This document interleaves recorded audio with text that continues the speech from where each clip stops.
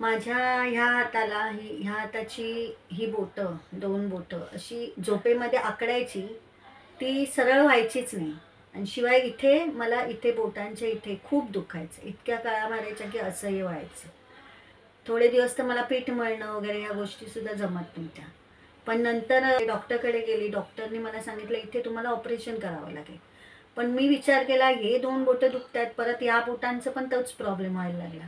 म्हटलं इतकी ऑपरेशनं कशी करणार? म्हणून मी ते काय मी काही केलं नाही. ती ट्रीटमेंट घेतली नाही. नंतर मग आयुर्वेदिक मॅडमकडे, पल्लवी मॅडमकडे आली. त्यांनी मला इन्स्टंट तुम्हाला बरं वाटावं असं वाटत असेल, तर त्यांनी मला अग्निकर्म दिलं. म्हणजे ते चटके दिले. पण त्यांनी मला लगेच बरं वाटलं. म्हणजे बोटं जी दुखत होती खूप, ती लगेच थांबली. पण बोटं जी दुमडत होती ती चालू होती. नंतर नस्य तत्व पण दिलं मला. आणि नंतर मी तशा 3-4 सेटिंग घेतल्या. जवळ-जवळ 1.5 महिना ट्रीटमेंट घेतली मी.